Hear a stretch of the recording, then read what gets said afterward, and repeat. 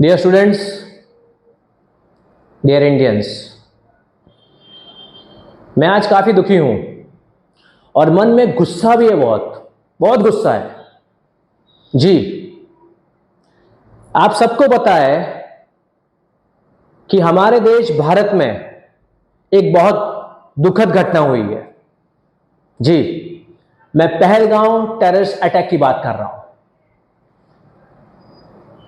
हमारे देश के लोगों को, निहत्थे लोगों को मारा गया है।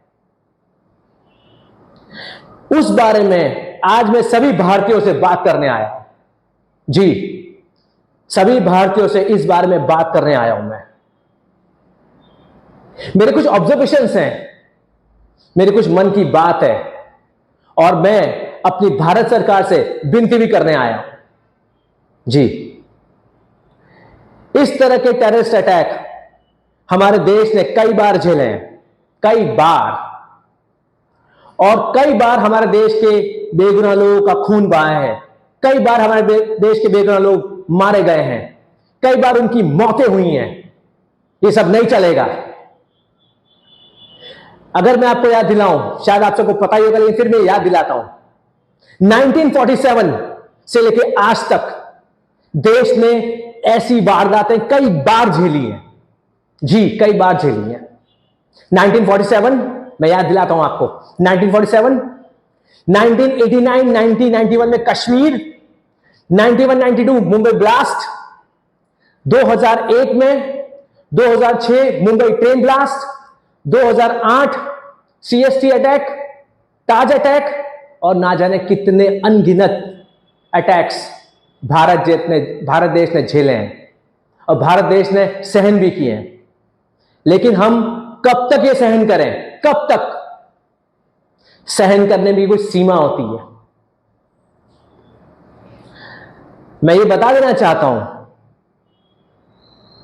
कि भारत का नागरिक, भारतीय डरते नहीं है, लेकिन हर भारतीय के कुछ सपने हैं और वो सपना वो पूरा करना चाहते हैं। इसलिए हमने शांति, धैर्य और विकास का मार्ग अपना रखा है जी। हमारे सपने हैं, वो हम पूरा करना चाहते हैं, हमारे सपनों को हम हासिल करना चाहते हैं। इसलिए हमने धैर्य, शांति बनाए रखी है और हम बनाए रखने में मानते हैं। लेकिन हम धैर्य कब तक बनाए, कब तक? और खास करके हमने शांति, धैर्य इसलिए बनाई रखी है क्योंकि हम जानते हैं कि हमारे देश में एक ऐसा सक्षम नेता है जो किसी भी तरह की सिचुएशंस, दुश्मन को मुंह तोड़ जवाब देना जानते हैं जी। मैं बात कर रहा हूं हमारे माननीय प्रधानमंत्री मोदी जी की। वो इतने काबिल है, इतने सक्षम है कि वो दुश्मन को जवाब देना जानते हैं, वो कोई भी सिचुएशंस को हैंडल करना जानते हैं जी। मुझे एक और चीज पता चली, वो जान के काफी दुख हुआ और शर्म भी आई कि मानव अधिकार को तार तार कर दिया आपने, इंसानियत को आपने खत्म कर दिया पूरा।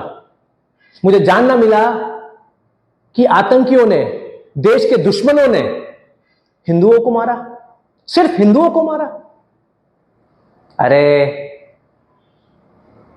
धैर्य बनाए रखें, उसकी परीक्षा मत लो।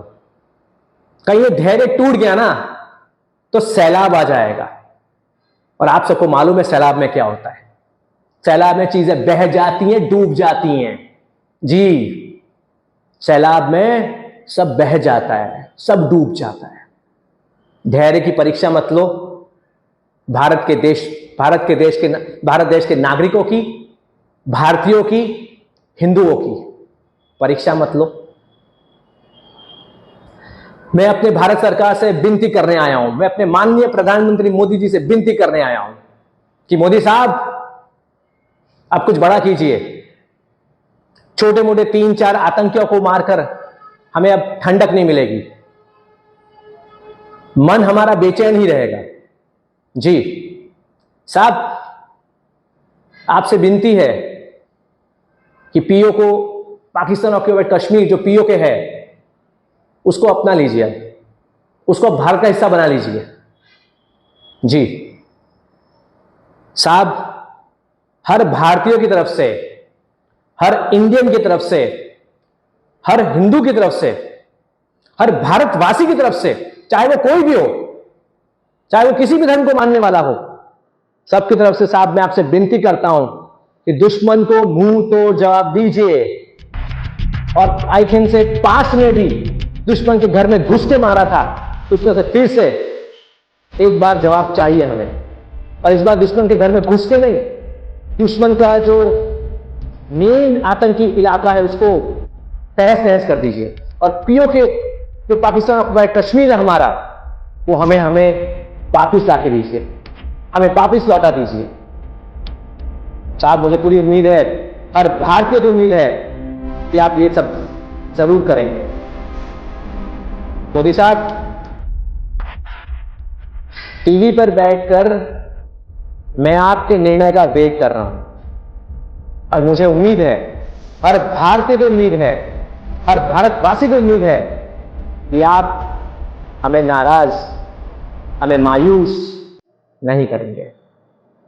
जय हिंद, जय भारत।